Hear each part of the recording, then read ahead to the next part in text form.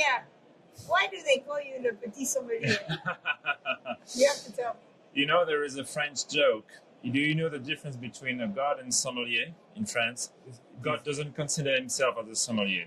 It is true with the opposite. Sometimes French sommeliers can tend to be showing off. And my mom, when she renamed the restaurant, she wanted to say, okay, you are sommelier, this is a small place, you'll be cocky, petit sommelier is good for you. Alors Pierre, à propos des vieilles vignes, moi quand j'ai commencé dans le vin, je me souviens que je suis venue en France, j'étais à Bordeaux, et on m'a dit que pour utiliser les raisins d'un vignoble pour un grand cru classé, les vignes devaient être de plus de 25 ans. Mm-hmm. Et ça m'a vraiment surpris parce qu'en effet, à cette époque-là, on avait beaucoup de vieilles vignes comme maintenant, on les a encore en Argentine, mais il y avait des gens qui préféraient les vignes jeunes parce qu'ils disaient elles sont plus jeunes, elles sont plus fortes. Et quand je suis venue en France, j'ai trouvé qu'il y avait une culture des vieilles vignes qui était très importante et parmi les vignerons. Est-ce que tu peux me parler un peu de la culture des vieilles vignes en France et du significat historique des vieilles vignes en France? Je pense qu'en France, il y a plusieurs façons de le voir. C'est-à-dire que factuellement, certains vins ont été vraiment faits à partir de vieilles vignes, mais parfois de manière un peu empirique, il n'y a pas eu de comparaison avec des terroirs similaires en disant « Ok, ça, c'est un vieille vigne, ça, c'est un jeune vigne. Est-ce que ça fait un meilleur vin dans la complexité, dans la longueur ?» Mais il y a quand même cette sensation un peu de protectionnisme. Il y a un attachement très particulier à la vieille vigne parce qu'il faut du temps, il y a de l'énergie, il y a un sens aigu de l'attention qu'il faut avoir pour beaucoup de vignerons pour tenir les vieilles vignes. Et donc, je pense que parfois, il y a un attachement plus important que le résultat final. Parce que un des plus grands vins que j'ai goûté et un des millésimes les plus reconnus en France, c'est les 59. En France, c'est un millésime exceptionnel, mais il ne faut pas oublier qu'il y a eu le gel de 56. 56 qui a été un millésime qui a décimé une grande partie du vignoble français. Et ce millésime a été fait avec de très jeunes vignes, de 3 ans. Et donc, en fait, il y a ce côté contre-intuitif qui va à l'encontre de ce qu'on peut vraiment penser de la vieille vigne en disant que ce n'est que les vieilles vignes qui produisent des grands vins. Je pense qu'il y a un alignement de planètes à avoir pour qu'une jeune vigne puisse faire des grands vins régulièrement, parce que parfois la jeune vigne fait des vins peut-être un peu plus faciles, un peu plus fluides, et parfois il y a des très grands vins qui sont faits, ça va vraiment dépendre de pas mal de choses. Et puis après, quand on parle avec des vignerons, ils ont tous leur sensibilité, mais par contre ils se réunissent autour de 2 points, je pense. C'est que la vieille vigne, de par son enracinement, a une gestion de l'eau plus importante, donc peut-être des stress hydriques moins importants, et aussi ils sont peut-être... plus fortes.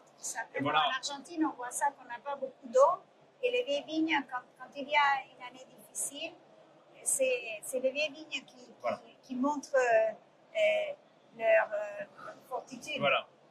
Oui. Et puis après, il y a aussi, on prend certains secteurs où, je sais pas, à Saint-Émilion, où il y a des vignes qui peuvent aller à 5-10 mètres de profondeur, on peut le voir à travers percées. Naturellement, en fait, à travers les radicelles, il peut y avoir différentes couches géologiques qui peuvent être transpercées. Donc ça se retrouve dans le raisin et dans le vin final. Donc je pense quand même que dans la régularité, les vieilles vignes potentiellement vont faire plus souvent des grands vins, mais il y a des contre-exemples parfaits avec ce millésime 59. Il y a et bien sûr on parle et après on peut parler de rendement.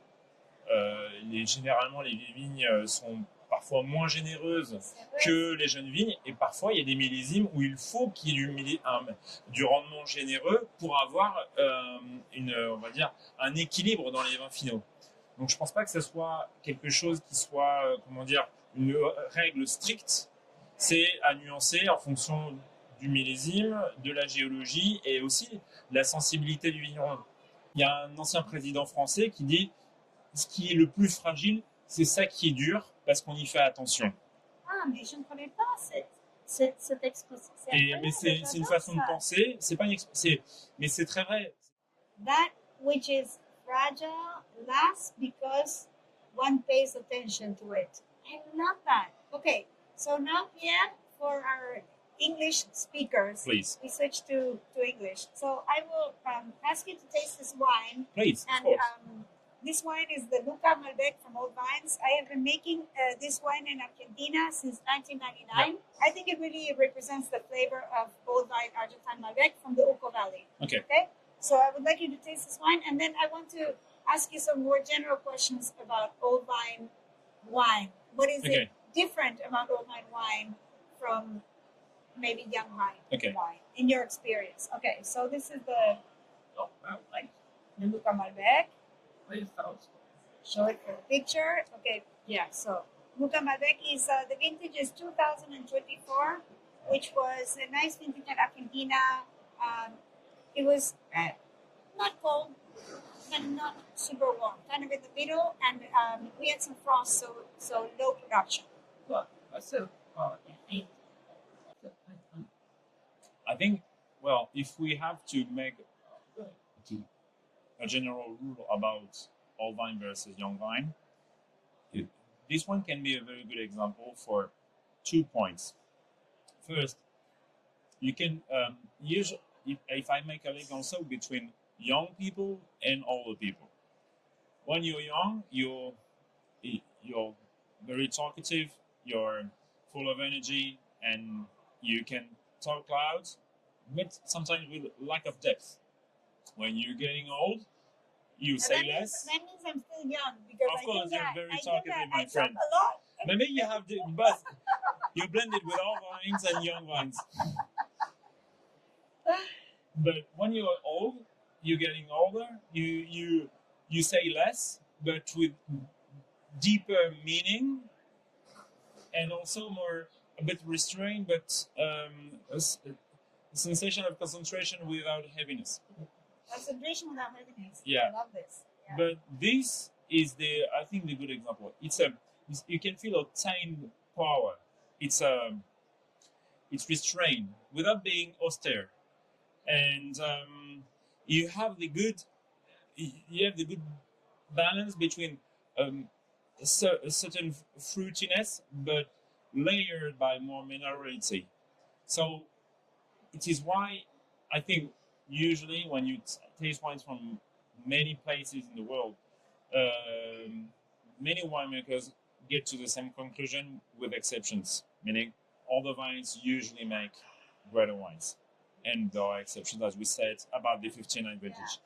And we see that in Argentina as well. We have some young vineyards that are just extraordinary. So, and first, this is a great wine. This is a great wine because of the multi-layered complexity. I like when it's you can feel power, but it's never extrovert. It's really smooth. What I like here is, of course, when we talk about Argentina, you can talk about the bright fruits. You can talk about the upfront, how can I say, juiciness. But it is more on the mineral side than the fruity side. I agree. And also, even if it is a very young wine, you never discuss about the oak. It is more like a layer, very with a very high sensitivity about.